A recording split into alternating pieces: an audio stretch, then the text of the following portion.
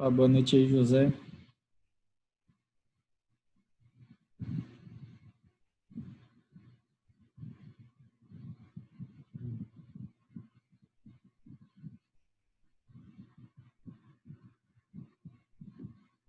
Opa, lá, Renan, boa noite.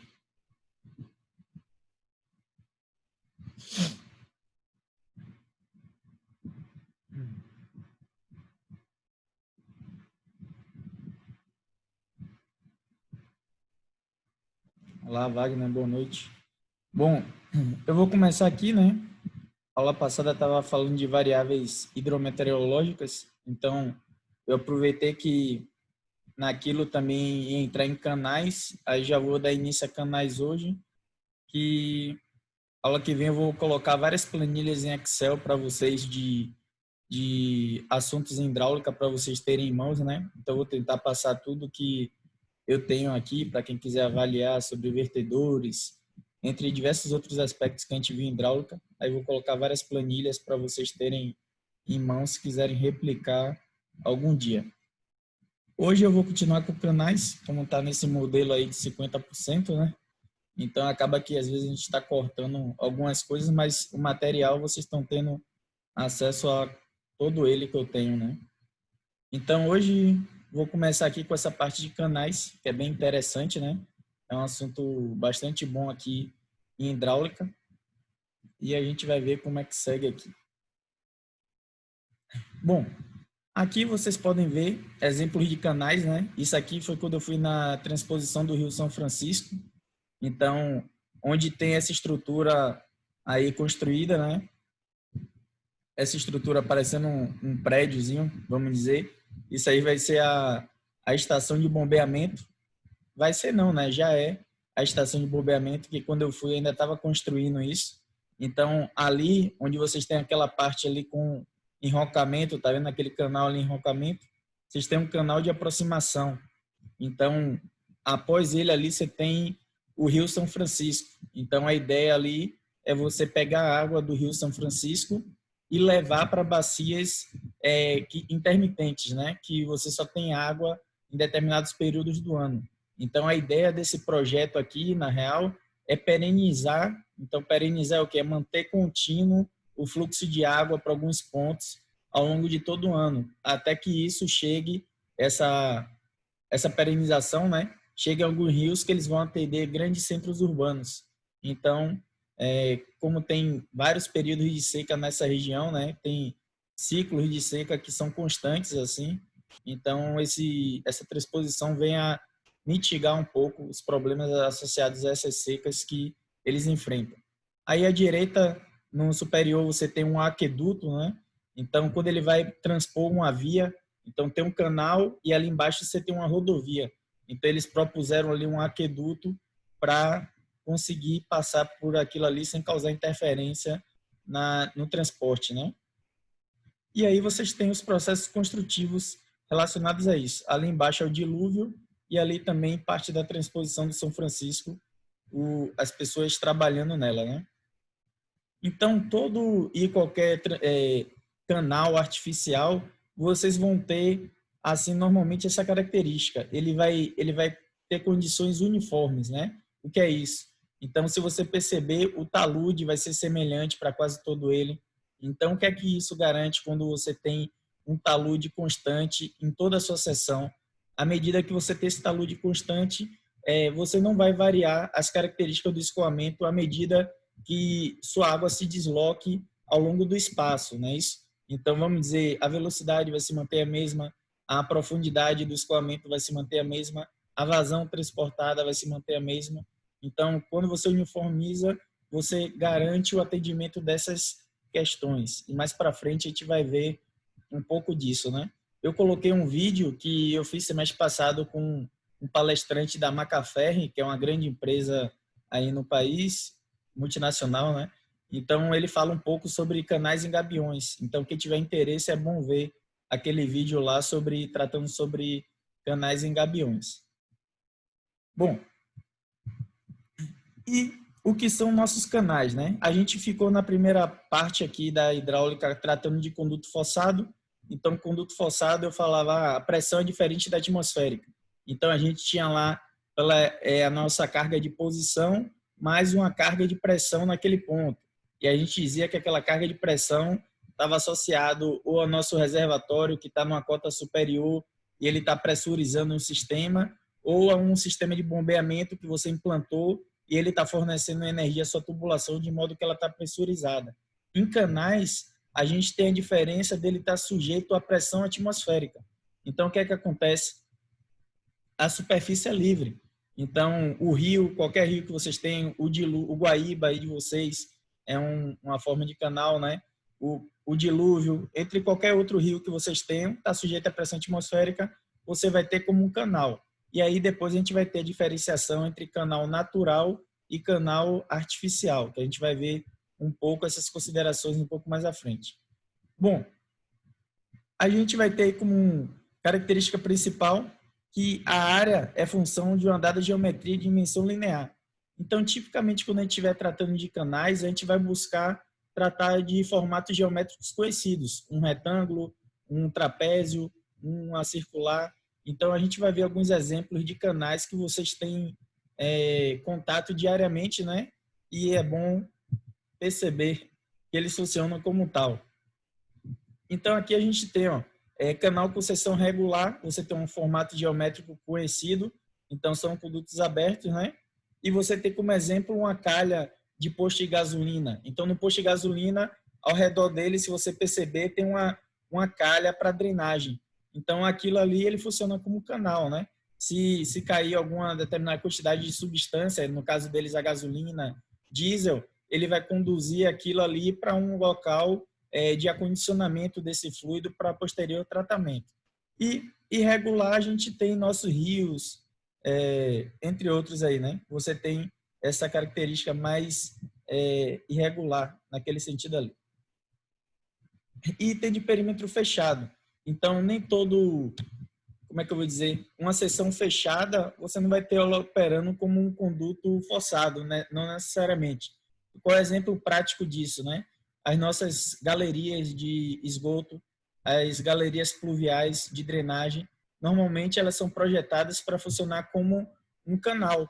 Então, você não deseja que aquelas seções estejam totalmente preenchidas. Esgoto, porque você vai ter gases sendo transportados ali, e também você deseja que ele seja transportado por gravidade, né? Porque quando você está transportando por gravidade, você não está tendo custos energéticos. Se você, à medida que ele passa a ser um conduto forçado, ou você tem as condições propícias para isso, né? Ele está numa cota superior e vai para o inferior, que nem o caso lá do prédio de vocês, tem um reservatório e ele conduz ali para sua tubulação e faz o conduto forçado, mas em esgoto você não vai encontrar essas condições, então tipicamente você vai estar aproveitando a configuração do terreno. Então vai seguir meio parecido com a rede de drenagem, essas instalações de esgotamento sanitário e de drenagem, né? Você vai aproveitar a configuração do terreno, a topografia, para sair de pontos mais elevados para pontos mais baixos. E quando não é possível você levar de um ponto mais alto para um ponto que você deseja executar o tratamento, vamos supor, né? Eu estou levando desse ponto e eu desejo chegar aqui, mais ou menos. Só que primeiro eu tenho que passar por esse ponto. Daqui a água não vai subir, né? A gente nunca viu água subindo ladeira, né? Então, nesse ponto, normalmente você vai propor uma estação de bombeamento de esgoto, vamos dizer. Se você deseja levar esse esgoto que está no ponto mais baixo para um ponto de tratamento, aí já estaria operando como conduto forçado. Mas, tipicamente, a gente vai ter essas canalizações de esgotamento sanitário operando como um canal também. Em saneamento, a gente tem uma planilha lá que eu passo que tem como dimensionar, né, tudo isso e é aproveitado também para a rede de drenagem. Com uma pequena modificação, dá para aproveitar para a drenagem também. Bom, então, conduto livre, sujeito à pressão atmosférica, seções fechadas, aí a gente tem sistema de esgoto e galerias de águas pluviais da chuva. Seções abertas, a gente também tem canais de irrigação. O escoamento, tipicamente, ele ocorre aí por gravidade. Então, aqui tem outros exemplos da transposição do Rio São Francisco. Então, ali é uma obra considerável, né? essa transposição. Esse canal aí, na foto abaixo à esquerda, ele tem cerca de 300 metros de largura,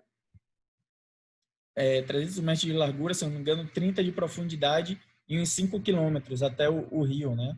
Então, esse é só um canal de aproximação. A obra é gigantesca e tem milhares de quilômetros, né?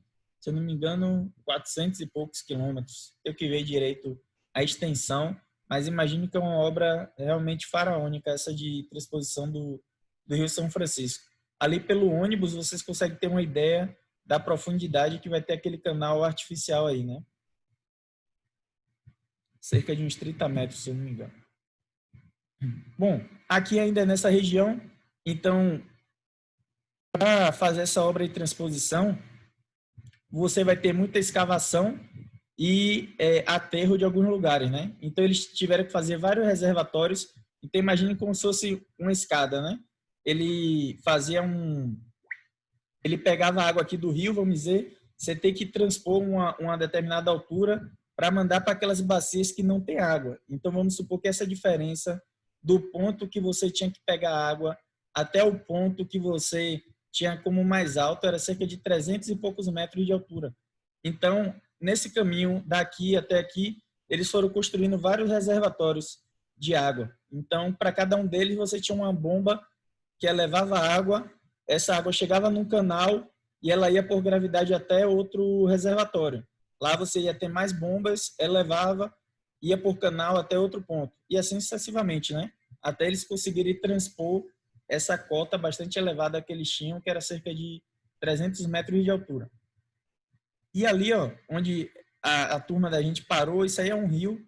Então, tem esse bando de gente aí em pé ali, ó. É um rio, só que não é muito a situação de vocês aí no sul, mas no Nordeste tem rios assim, que a gente chama de intermitentes. Então, são rios que ele não tem água durante todo o ano. Então, quando não tem um evento de precipitação, um evento de chuva, simplesmente seca esses canais. Por que isso ocorre, né? Isso ocorre aqui, ó, porque o solo, ele é cristalino, então não é muito profundo, então logo abaixo tem a rocha, então você não tem aqui a formação de um aquífero subterrâneo, assim, normalmente, né? Que mantém um fluxo de água constante ao longo de todo o ano nesses rios. Então, quando a chuva cai, ela basicamente cai e escoa. Não tem um determinado armazenamento nesses aquíferos, assim, que permitam a garantia desse fluxo ao longo de todo o ano. Então, a diferença aí considerável para algumas situações que vocês encontram aí. Bom, escoamento livre, então, há uma superfície de contato para a atmosfera. A gente vai ver umas condições variáveis no tempo e no espaço. Grandes dimensões, a gente vai ter essas questões de remanso e ressalto, que eu vou explicar mais à frente. E rugosidades e seções variáveis. A gente vai ver que a velocidade do escoamento, a vazão, ela vai depender das condições de rugosidade. Lembra lá que para conduto forçado vocês tinham um conduto com ferro fundido. Então ele tinha aquele coeficiente C de Raso-Williams com um determinado valor. Quando era de PVC, aquele coeficiente era outro valor. Então, para os nossos canais, vai acontecer a mesma coisa. Você vai ter material concreto, vai ser um determinado fator de rugosidade que vai ter, quando a gente estiver avaliando o número de Mani. Você pode ter essas calhas aí de ferro, ali você já vai ter outra rugosidade, e assim sucessivamente, a depender do tipo de material, vocês vão ter uma rugosidade diferente quando se tratar de canais. Bom, então, aí aqui aparece outro elemento interessante quando a gente trata de canais. A nossa linha piezométrica, que quando a gente via conduto forçado, ela fica lá acima, né? Então, aquela nossa carga de pressão que tem o sistema, e a gente fala, ó, se você instalar um piezômetro, ele vai lhe dar aquela altura, ele vai chegar naquela altura da linha piezométrica, né? Então, aquela parte de cima ali, quando se trata de um conduto forçado. Em canais naturais, a nossa linha piezométrica, ela basicamente está na linha d'água do seu canal. Então, você tem um canal aqui, ele tem essa determinada profundidade e a linha piezométrica é exatamente aqui, ó, nessa linha d'água, onde está a sua linha d'água do seu líquido que está escoando nesse canal aí.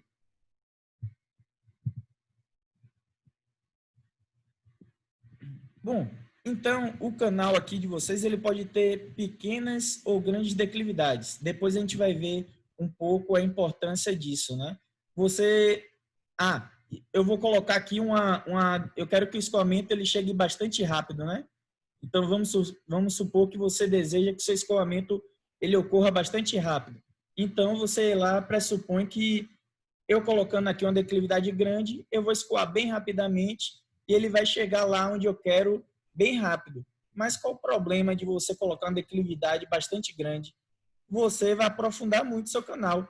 Então imagine o Guaíba ali, por exemplo. Vocês têm um Guaíba e você tem um dilúvio, né? Aquele ali que chega, vai da PUC até desaguar ali perto do Praia de Belas, em Porto Alegre. Então imagine que você botasse uma profundidade gigantesca assim, uma declividade grande, né? E ele chegaria lá bem abaixo do Guaíba, né? Resultado que o Guaíba estaria mandando água para dentro do dilúvio, né? Então não é isso que vocês desejam. Então quando projetar um canal, você vai ver mais ou menos a cota para onde você pretende lançar o seu conduzir, né? Conduzir essa água ou esgoto ou qualquer outra característica para que ele chegue numa profundidade aceitável. Você pode colocar uma velocidade alta no seu escoamento, chegar rápido, mas você vai aprofundar muito, de modo que fique inviável, né? Você escavar muito para fazer um canal, você escavar muito para fazer uma tubulação. Então, quando vocês verificarem, vai ter critérios para que sua tubulação, seus condutos, eles não se aprofundem muito. Então, tem algumas normas que vão estabelecer isso, né? E a gente vai ver algumas características aí mais à frente.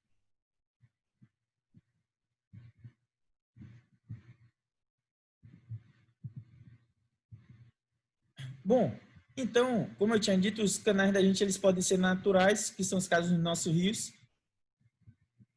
e os artificiais, construídos pelos homens. Bom, os naturais, se vocês perceberem, eles têm a tendência de formar aqueles meandros ali, ó, aquelas curvas, ou ele tem uma configuração que não é uniforme, né? Você vai ter variações à medida que você se desloca ao longo dele. Os nossos canais artificiais, tipicamente você tem essa linearização, né? Se você perceber o dilúvio ali, é que a ideia antigamente em drenagem urbana era linearizar, né? O que é linearizar? Deixar tipo uma reta. Então, por que isso? Porque vocês vão economizar com material, você vai gastar menos com escavação, entre diversas outras características. Agora, qual o problema de você linearizar? É que seu escoamento ele chega muito rápido e concentrado em um determinado ponto.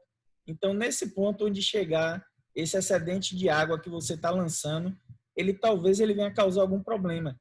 Então, hoje, em termos de drenagem urbana, a ideia que está se colocando como a melhor aceita, né, é você buscar manter as características naturais do seu canal, mesmo quando você tiver que deixar ele artificial, né? Porque isso é para você fazer o seu escoamento demorar para ele chegar num ponto de lançamento, de modo que ele não venha causar transtornos a jusante daquele ponto, né? Futuramente. Então, hoje em dia, busca-se um pouco essa manutenção das características naturais do sistema de modo a evitar problemas, né?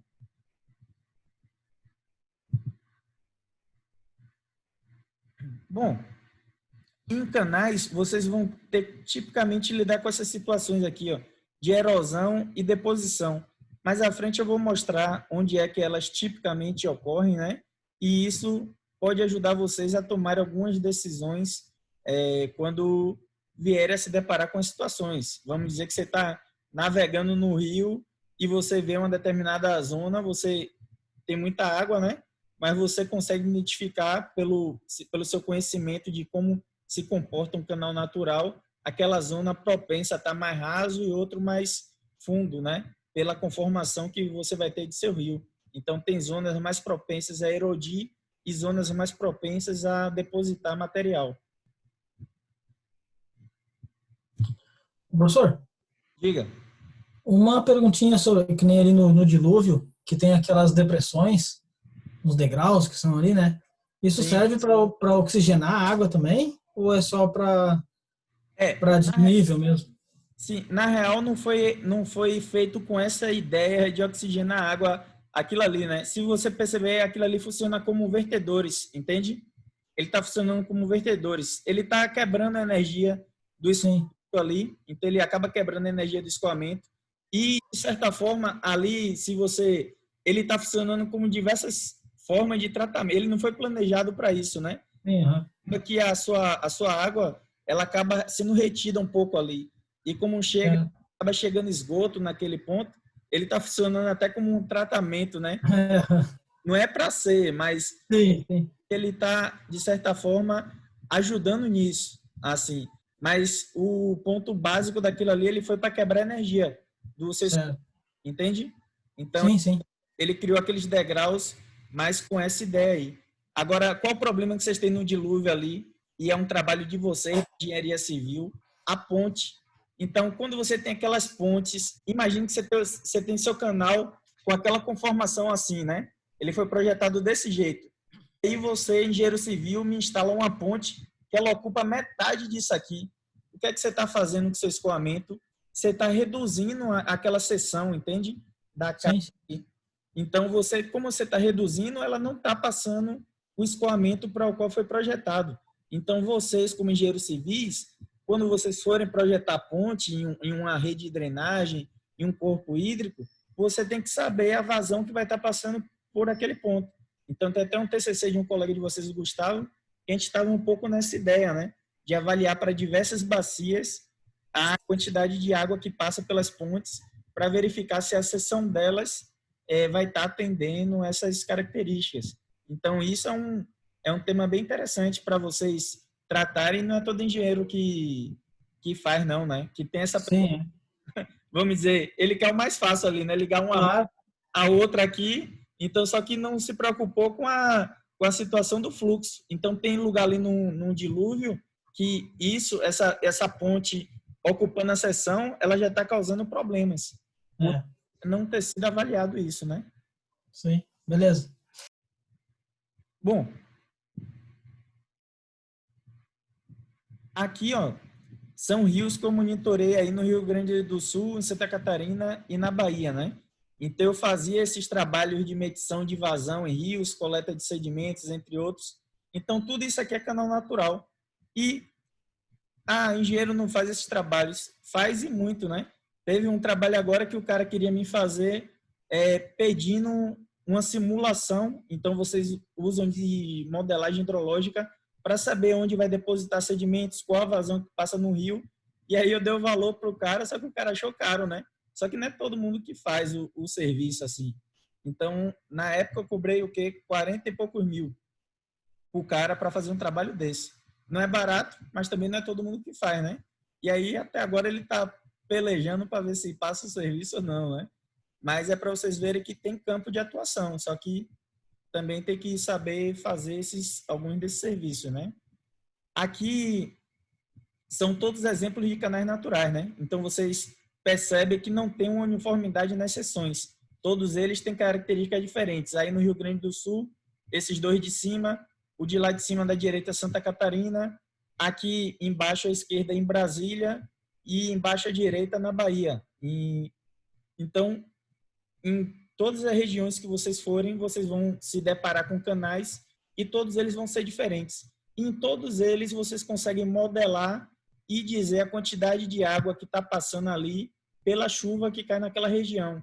Então isso é um pouco hidrologia, né? Hidráulica e hidrologia, e a gente trabalha isso com modelos hidrológicos. Então é um tema bem interessante para quem quiser trabalhar e dá uns trabalhos bastante bons.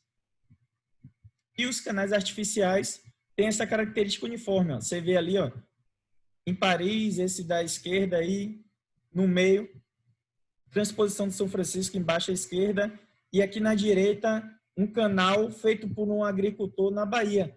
Então, esse daqui foi bem interessante, que o dono dessa propriedade, um cara bem humilde, né? Ele aproveitou a queda que ele tinha natural, derivou esse canal ia para um ponto onde ele instalou uma turbina, então o próprio agricultor rural ele gerava energia na propriedade dele, né? Aí ele se orgulhava lá que tinha algum final de novela desses e faltou energia na cidade toda e a mulher dele foi a única que viu, né? na região, porque ele que tinha energia lá gerada pelo conhecimento que ele conseguiu de algum modo, né? Então, é para vocês verem que pessoas simples conseguem fazer e nós também, né? Então, tendo a oportunidade de propor uma melhoria para um determinado local, aproveitando as características naturais da região, vocês têm toda a condição de dimensionar um sistemazinho desses que atenda às necessidades daquela região lá. Bom, então o canal natural, ao longo do tempo, ele tem esse tipo de situação aqui, ó. Imagine que era reto, que nem tá essas linhas pretas aí, e à medida que passa o tempo, começa a erodir. Então ele passou a erodir aquele canal e criou zona de deposição e zona de erosão. Então eu falei para vocês que ia explicar mais ou menos onde é que ocorre a zona de erosão e a zona de deposição. Então, olhando da esquerda para a direita, ó, essa curva na parte de baixo é tipicamente uma zona de deposição. Então, aqui você tende a ter uma diminuição da velocidade e, consequentemente, você favorece a deposição de partículas do solo que vem sendo levadas pelo rio. E aquela parte de cima, como o seu fluxo ele começa a se dirigir para um determinado ponto, a água ganha mais energia nesses pontos ali, ó, daquela parte de cima dessa sua imagem ali, onde tem o símbolo laranja. Então, ali, vocês têm uma zona típica de erosão. O seu rio tende a continuar erodindo ali até o quê? Até chegar numa condição que a velocidade do seu escoamento ele não seja mais, ele não consiga mais erodir esse solo, né? Então, é no ponto que o solo ele tem uma resistência maior do que a do seu fluxo do rio em conseguir remover, né? Remover o solo daqueles pontos ali. E assim tem-se a formação daqueles meandros, né? Isso vai se prolongando ao longo do tempo e aí vocês formam aqueles rios meandrantes, né? Que é tipicamente rio um pouco maior. Bom, quando vocês forem trabalhar isso em engenharia, em modelagem hidráulica, hidrológica, vocês tipicamente vão ter modelos unidimensionais, bidimensionais ou tridimensionais. Unidimensional é mais simples, bidimensional já fica mais complexo e tridimensional muito mais complexo, né? Tridimensional, tipicamente, o pessoal vai avaliar a qualidade da água, essas coisas, e os modelos que a gente trabalha, tipicamente, é unidimensional e bidimensional. Então, para quem tiver curiosidade e algo que rende algum dinheiro, e vez ou outra vocês vão pegar projetos associados a isso, é usando REC-RAS e REC-HMS. Então, eu vou ver se eu passo o material para vocês, um tutorial, né? Às vezes não dá para a gente explicar mais ou menos tudo, mas eu vou ver se eu dou um tutorial desses cursos assim para vocês, para quem tiver curiosidade de começar a mexer, né? É interessante conhecer essas ferramentas aí. Basicamente, você consegue simular o escoamento num canal, num rio, por uma ponte. Então, verificar uma zona de inundação. Vamos supor o dilúvio ali. Então, se chegar uma determinada quantidade de água máxima que cai naquela região, será que ele alagaria a PUC, né? Será que ele alagaria outro local? Então, dá para você gerar umas manchas de inundação na região. Então, tem um colega, Benício, né, que ele fez um trabalho com a inundação de 1941 lá do Guaíba. Então, ele mostrou, sem aquele muro de Mauá, então, qual seria a zona inundada do centro de Porto Alegre se não tiver aquele muro de Mauá funcionando, caso aquela enchente ela ocorra. E tudo isso ele simulou com o REC-RAS e o REC-HMS. É bastante interessante esses modelos aí.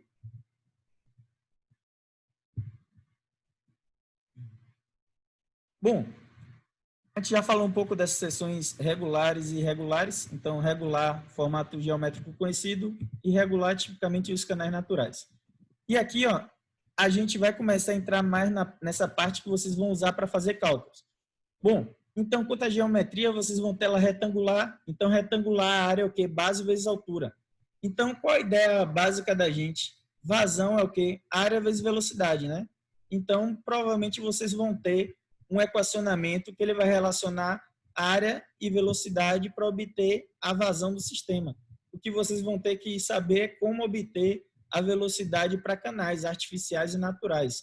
e depois eu vou mostrar como a gente obtém essas características. Bom, o canal triangular, e aqui é importante ver essas características aqui de talude, né? Então, ali está vendo aquele 1 e tem M1 e M2 ali, ó. Esses valores, M1, às vezes ele é dito na literatura como Z1 também. Então, ele pode aparecer com letras diferentes. Mas, basicamente, se tiver um número 1, onde tem M2 e M1 ali, ó, ele quer dizer que a cada metro, seu talude, a cada metro que você andar na horizontal, você vai subir 1 metro na vertical. Então, essa parte aqui, ó, daqui até esse ponto, você vai aterrar, né? Você vai aterrar aqui com alguma... E fazer aqui o seu talude do concreto, que seja, e vai ter essa declividade 1 para 1. Se eu colocar aqui isso aqui, vai ter 2 metros para 1, o M vai ser 2, então a cada 2 metros que eu andar aqui, ele vai subir o mesmo 1 na vertical. Então quer dizer que vai ser mais suave, né? Vai ser um pouco mais suave ali sua inclinação. Então, só é lembrar um pouco disso aqui, ó. Quando ele der essa relação aqui, basicamente é o tanto de metro que você vai andar na horizontal para o quanto que você vai subir na vertical. E isso vai dar uma determinada inclinação desse talude de vocês. No de 90 graus, você aqui tem é reto, né? Então, você vai ter seu sistema aqui reto. Não é uma situação assim tida como ideal, porque, como é que eu vou dizer assim? É suscetível, né, a você ter mais problemas, esses retangulares. Só que qual é o problema que a gente tem no Brasil aqui? Tem locais, assim, casas e tudo mais, que eles já estão próximo à margem do rio. Então, não tem como fazer diferente, né? Então, nos Estados Unidos, tipicamente, eles fazem os canais deles trapezoidais. E aqui no Brasil tem muitas situações que a gente só consegue mesmo fazer esses canais retangulares pelas condições de ocupação que tem nas margens desses rios. Então, vai depender muito da sua proposta, se ele vai ser retangular, trapezoidal, triangular, das condições do solo, das condições de uso e ocupação que você tem na região, entre outras, né? Mas, tipicamente, a solução que vem se adotando como ideal, né, para canais assim, para transportar água de um ponto para outro, são os trapezoidais. E esses retangulares, tipicamente, em drenagem urbana em cidades que a gente não tem como modificar muito as características da região para implantar ele.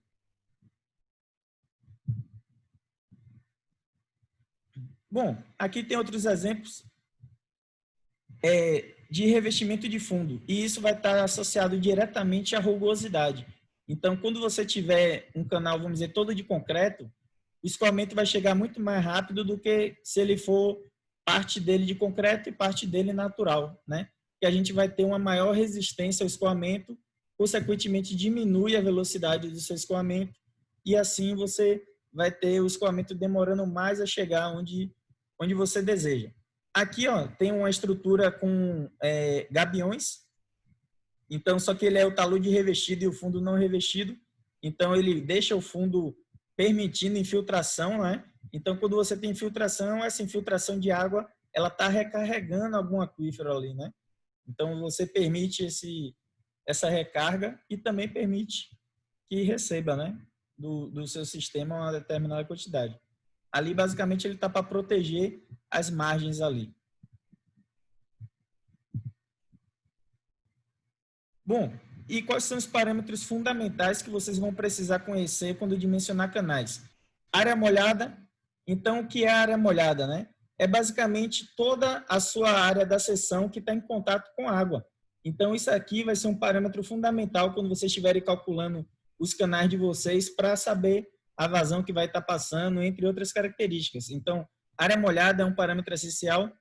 Perímetro molhado, então, vamos dizer, toda aquela parte construída que está em contato com a água. Então, vamos dizer que minha parte construída é isso aqui, né? Então, meu perímetro, se sua água está completando todo esse trecho aqui, o perímetro molhado é tudo isso, entende? Tirando a superfície. A superfície, ela não está em contato com nenhuma estrutura, então ela não entra quando você computar, né, como um perímetro molhado. O perímetro molhado é essa parte aqui da sua estrutura que está em contato com o líquido que você está transportando. Largura superficial, a parte de cima aí, né?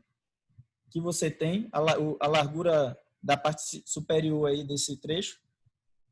Profundidade, vocês vai ter da lâmina d'água até o ponto mais profundo do seu sistema. O raio hidráulico, que é um parâmetro também fundamental. Então, só que ele é bem simples de obter. Se você tem área molhada já e perímetro molhado, só é você dividir área molhada por perímetro molhado e você já sai com raio hidráulico. E esse parâmetro é fundamental, porque ele vai ser utilizado num cálculo aqui da velocidade. Então, que vocês vão ter que saber ele. Como é que o pessoal se confunde, né? Porque tem a fórmula da área molhada, tem a fórmula do perímetro, e aí, quando o cara vai jogar lá na equação, ele coloca a fórmula do raio hidráulico, que já é a divisão de um pelo outro, né? E às vezes se confunde quando coloca alguma raiz ou algo do tipo na divisão lá, quando vai pôr no Excel, na calculadora.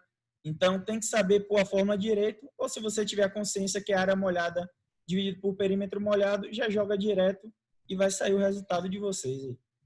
E a profundidade hidráulica é basicamente essa razão, né? A divisão entre essa área e a largura superficial. Mas, tipicamente, a gente vai estar usando aí